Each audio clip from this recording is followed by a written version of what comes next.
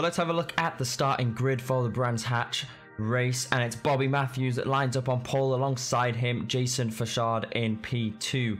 P3 is Stephen Wallace alongside him, fellow American Murray in P4. P5 is Nordell alongside him, Pashov in P6, his best qualifying of the season so far. P7 is Stoop alongside him, fellow Ferrari driver Fantozzi in P8. Rounding off the top 10, Johansson in P9 and Letzkeman in P10. P11 is Watson alongside him, Robs in P12.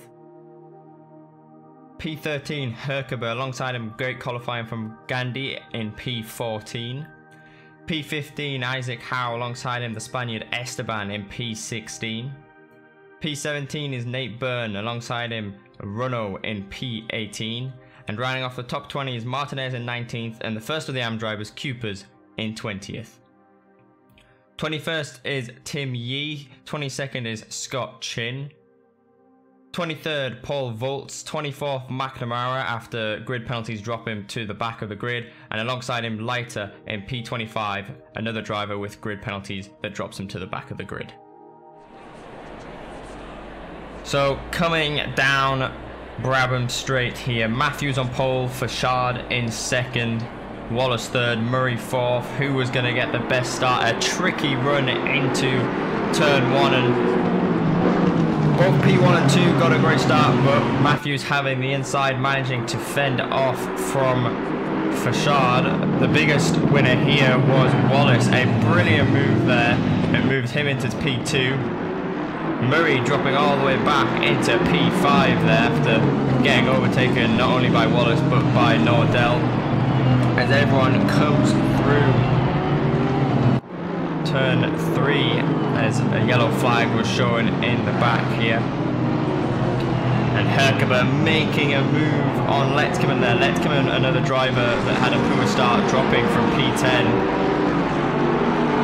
down to P12 and almost P13 as Howe had a little look down the inside of Hawthorne's, but Letzkeman not having it there. You see up ahead Pashov, who further up attempted an overtake, went off, and that led to this action side by side. Herkaba and Pashov up the hill, and a slight contact between the two of them meant Herkaba sent into the barriers, and luckily for him not too much damage, but that was not the race start he would have wanted.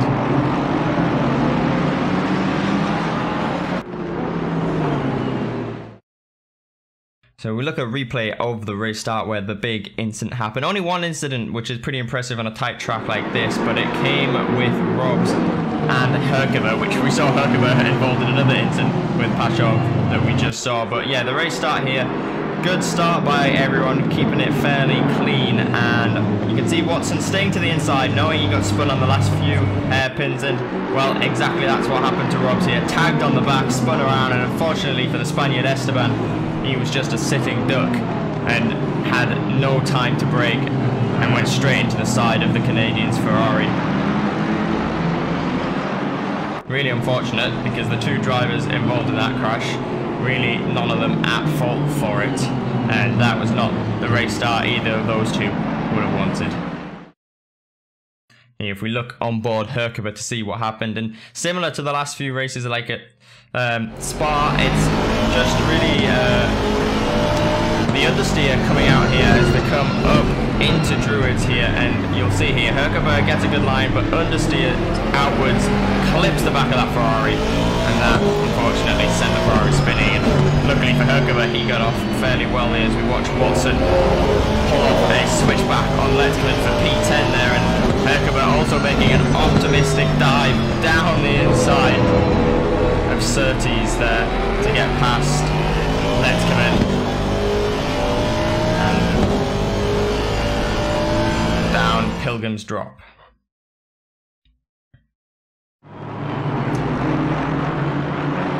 But Herkaba was on the move to try and get places back, trying to go down the inside of Gandhi, but Gandhi switching it back on him, and now both of them going down Pilgrim's Drop side by side towards Hawthorns. Not a corner that's easy to go side by side. Helga Bahara in the inside line manages to carry the momentum round, and up he moves to overtake Gandhi for P14 as he was trying to make his way back into the top 10. And yellow flags here, and that's Watson, Silver Championship leader Watson, around in the gravel. We see Pashov there, and well, that was a huge incident at the start of this race, and we'll have a look to see what happened there.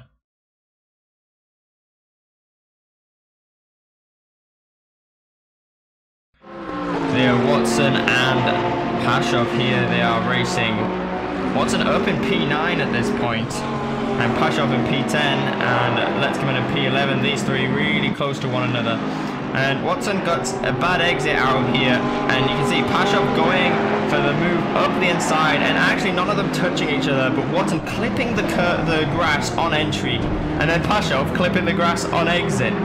So unfortunately for them two, no contact between the two, but trying to go side by side into Sheen Curve. Well, it doesn't end well. Both of them clipping the grass, one on entry, one on exit, meant that they both spun around individually, and that is a huge disappointment for Watson after getting a great race start. And what he needed, a really good result. And a yellow flag then, sector 3, as Cooper's coming together with McNamara, and all the yellow flags and incidents happening now, maybe not on the opening lap, but within the opening 3 laps.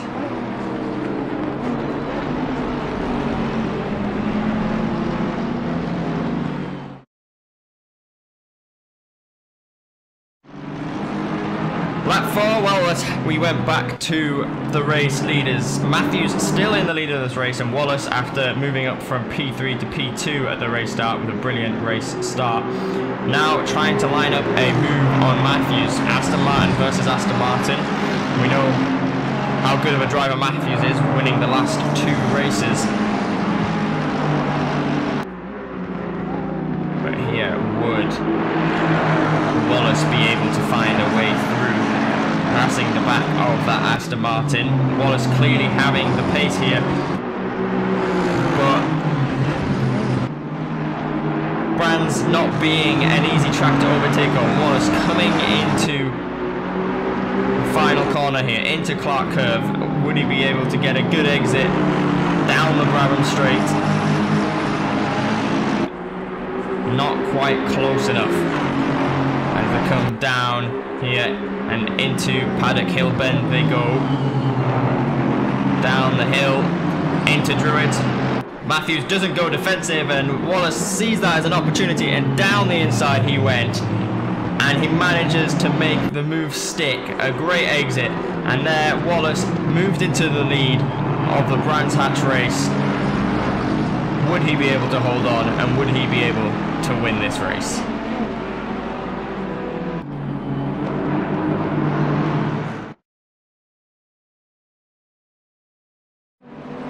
Meanwhile, just a bit further back, we see here Murray going slightly wide after a good qualifying in P4. He is dropping back and now battling for P5 after he managed to get past Nordell again in the Mercedes. But now, after going wide, Fantozzi and Murray side by side going into Hawthorns. And well, like I said, it never ends well. And the two of them coming together, and off the road they went, and losing 2 positions there. And you can see the damage on the front of the Brazilian's Ferrari there, and Murray letting him back through, having to defend from Stoop there. But let's have a closer look at what happened between these two going into Hawthorns.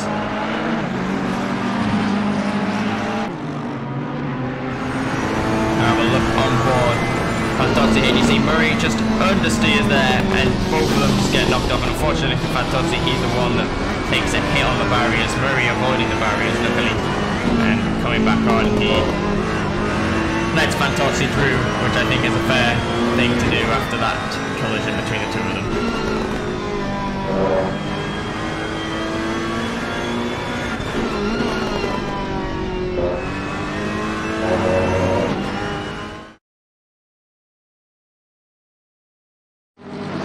On lap 20, well, something that Watson really wouldn't want to see. At the time, the Silver Championship leader before this race, and now being lapped by his closest rival, Johansson. Here you see Watson moving over to the side on Druids to let Johansson through, and really, I think a moment that hurt him quite a bit. Your main championship rival lapping you is really not something that you want to see. Meanwhile, about halfway into the race, 20 laps in, Wallace was still the race leader, over 6 seconds ahead of Matthews in P2, cruising to a race victory. However, all the front runners yet to do their pit stops. So, could the pit stops throw a spanner into the works of this race? We'd have to have a look as Wallace comes down into Hawthorns here.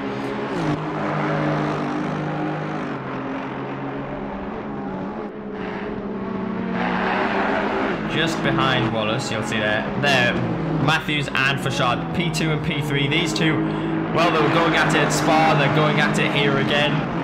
Maybe not for the race win this time, but for a podium place, P2 and 3. And P4, well, that was Johansson. First in class, in the silver class, a brilliant race from him. And he was currently running in P4. Just behind him, though, was Nordell trying to get past the lapped cars of Watson and Letzkeman.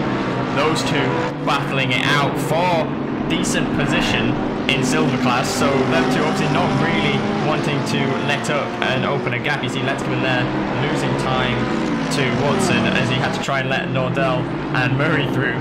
I think Nordell and Murray not happy that they caught these two in the midst of a battle, because obviously these two did not want to give up the battle between one another. But these guys now losing time to P4. Talking about that battle, well, we'll have a look here. It's for P12 and P13 overall, so no overall points. But P4 and 5 in class, just outside the podiums for the class. And as you can see there, Nordell ahead. This was after they let those pro drivers through, and Watson doing a good job so far of defending from the Canadians. Letzkeman clearly having more pace, but Watson knowing where to position that Bentley. Brands being a really hard track to overtake on, and Watson doing his best to drive in a defensive style to try and keep the Porsche driver behind.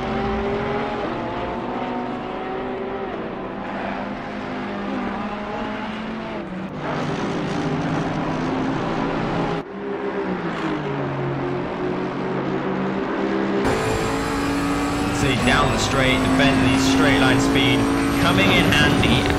And sector 1, he was pretty strong, but coming here, as you can see, when we're coming to the fast right-handers is where Letzkeman, I think Watson from his spin at the start lost a bit of confidence here, and you see how much more curve the Porsche driver is taking to maximise his speed, and look at how much later on the brakes he was. And this is where Letzkeman was faster, but again, hard places to overtake, and the Bentley with the grunt out of the corners, managing to stay just ahead of the Porsche driver. How many laps would Watson be able to hold it, the Porsche for? Would he be able to hold him up all the way till the end of the race? Lap 25, well, Wallace almost been taken out by an AM driver here, and that was a close one coming out of the pits between the two of them. I know that the pits is an awkward spot on the straight, but Wallace getting through there nicely. The AM driver letting Wallace through. But the big news was Wallace changing tyres on his pit stop. One of only 2 drivers to do a tyre change on their pit stop, and that dropped him from being 8 seconds ahead in the race lead to being P6, almost 20 seconds back from P5. Well, Wallace had the pace, but he would have to make up a lot of ground if he wanted to win this race. So what did that mean? Well, it meant that Matthews was now in the race lead once again. The inevitable Matthews being in the lead of the race. Fashard not too far behind, but he struggled to get past the Aston Martin driver at Spa, and Brands is a lot harder. Would he be able to? Well, he'd have to close up the gap first. P3 was Nordell, however, he was yet to do his pit stop. He had a 5-second penalty from the previous race added onto his stop, which would most likely drop him outside of the podium positions. But in clean air, he was trying to push as hard as he could, because that could let him get a podium. On lap 28, so after over 10 laps of defending, currently for P12 and P13, these two still battling for P4 in the podium. Leclerc making a lunge down the inside and kind of missing the apex there, but he did the right thing and let Watson back through after Leclerc felt he impeded Watson's turn in there by missing the apex, and very kind thing to do to let Watson back through. Having a look on board here, we'll have a look. Good exit from Final Kill Bend, and Watson not going defensive for once, and you see Leclerc lunging, but then just missing the apex there and kind of forcing the Bentley off, and he did the right thing moving out. And letting Watson back through, back into P4 in class. But the friendly race between these two, they came together at Nürburgring with Watson spinning Letkman. They came together at Kielamu with Letkman spinning Watson. They had a great battle at Spa with no collisions. Well, would Bransby another one? Unfortunately for these two, it would not. Coming round roads now, down into Graham Hill Bend. Letkman making an optimistic move down the inside, clipping the rear of the Bentley and spinning him around, and Watson almost stalling the car, having to get going again. And let's just say he wasn't too happy over the radio. Unbelievable. Unbelievable.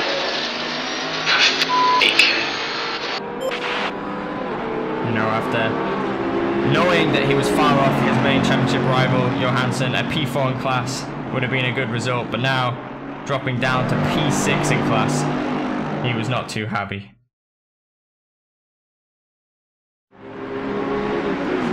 On lap 30, well, Wallace finally caught up to P5, which was Dutch driver Max Stoop in his Red Bull livery Ferrari, and Wallace on the fresher tyres, having the pace down the inside he goes, but Max hanging it around the outside, and what a brilliant defending heat from him. Wallace again trying to go up, but the Dutch driver not having any of it, and round the outside he held it to stay in front of the American driver. But coming here into Clark Curve, Wallace, a much better exit, would be able to make a move into turn 1. Right on the back of that Ferrari, bumper to bumper, goes to the outside, tries to cut back, and unfortunately for him, carrying too much speed, spins the Dutch driver, and around he went, and he would move up into P5, but not the way he would have wanted to do it, not the way any of us would have wanted it to happen, and a quite unfortunate collision between these two, and I think Wallace knew that there was going to be repercussions for that move.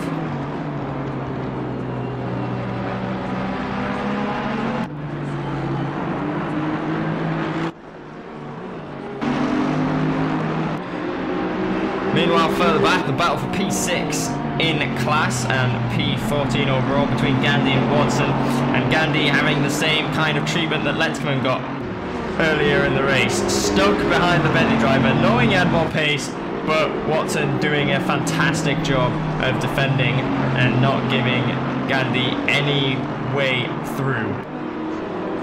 Would Gandhi be able to one-up Letkman and be able to actually pull off an overtake on Watson, or would Watson be able to hold on for P6 in class from the German driver?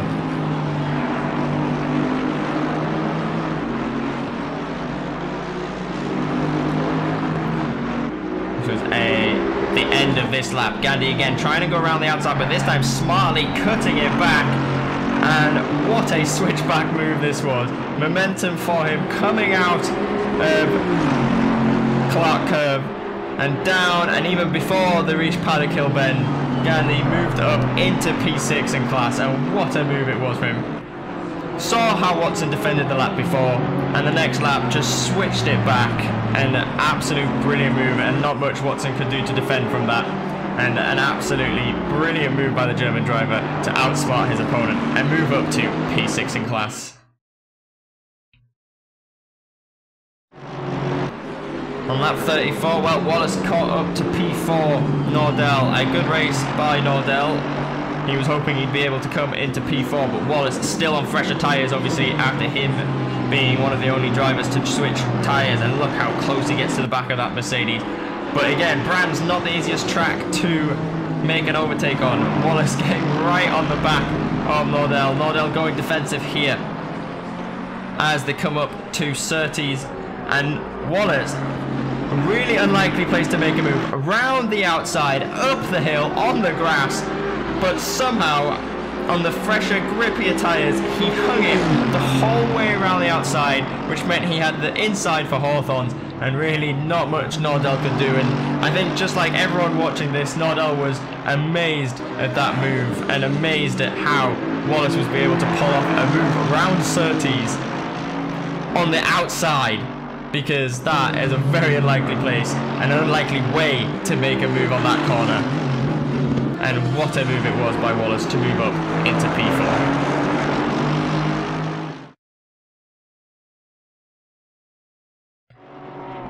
With a few laps to go, one of the battles that had been going on for a few laps here was Yi versus Runo, and Yi being in the lead of the AM class, P1 in AM class, and he'd been having an absolute brilliant race here at Brands, and it's so good that he was actually defending from Runo, who was a silver driver, and he said after the race that he had a great time trying to defend for P19, and a brilliant battle between these two had been going on.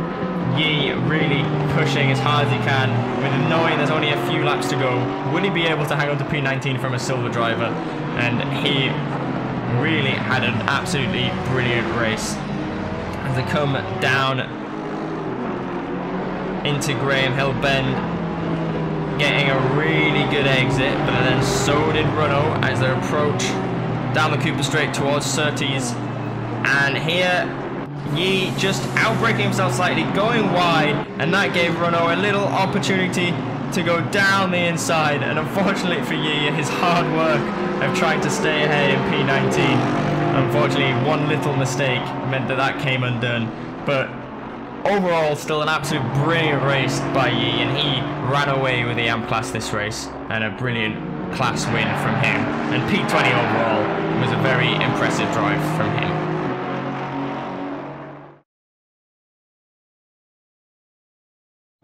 But I think people will start getting sick of me saying this, but the race winner for today's race was Bobby Matthews. The Aston Martin driver, again, putting an absolute fantastic drive, and a bit of luck with Wallace doing his tyre change pit strategy, which I think dropped him well off. But Matthews came across the line, down Brabham Straight to win the Brands Hatch race. And just like Spa, only less than a second behind him was Frenchman Fauchard. And Johansson winning silver class, running away with that, and an overall podium once again for him. An absolute brilliant drive, and he would now take the lead of the silver class. But a brilliant drive by these three, and you see there Watson a lap down. He was not too happy with the result of this race for his standards. And there we have it, Matthews the race winner, Fauchard P2 and Johansson P3. So let's look at the full race results. Matthews in just over an hour got 26 points, 1 for pole position and 25 for fastest lap. Fauchard coming in second place, Johansson in third and P1 in class, Wallace in fourth, a good recovery after his tyre change at the pit stop, Nordell P5, Stoop P6, Murray ended up P7 but got the extra point for fastest lap of a 1:23.9. Pashov P8, P2 in class, a brilliant race from him and a good recovery from his spin at the start. Fantozzi P9 and Herkaba rounding off the top 10 and finishing off that silver podium. Another good result from him.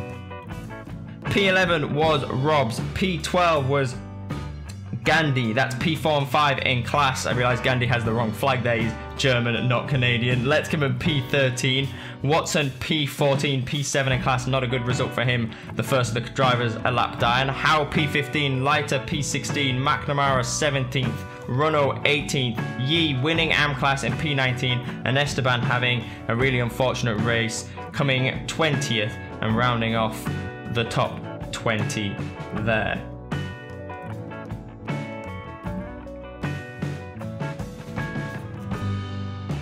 P21 and P2 in class was Scott Chin, a good race from him. P22 was Martinez, those two laps down. Volts rounding off the AM podium, a really good race from him, getting his first podium in class in P23. Cooper's a poor race from him, dropping 3 laps down in P4, and Byrne was the only DNF driver. So the overall standings, Matthews stays ahead and increased his gap massively. He is now on 93 points. The closest driver, Nordell, on 48. He moves up into second, overtaking Babin after Babin didn't race today. Stoop remains in P4 on 45, the same points as Babin. Johansson, although winning the silver class, is now 5th overall and overall. Really good results from him, moves him up above Fantozzi, who drops down to 6th. Fashad moves up to 7th, another good result from him. Beaches, again not racing, moves down to 8th. And Watson, with no points, moves down to 9th. And a newcomer in the top 10 is Wallace on 24. For the silver standings, well, like I mentioned, Johansson now takes the lead on 75 points. Ahead by only 6 points, would Watson be able to stop his string of bad races and be able to come back for that silver championship win? He drops down to 2nd, Leiter drops down to 3rd, Robs moves up to 4th, and Herkaba moves up to 5th above Esteban, who had a poor race that dropped him all the way down to 6th. Pashov, again another good result from him, P2 in class, moves him to 7th. Tan moves down to 8th, Bosman to 9th, and Gandhi replaces Byrne in the top 10 on 26 points.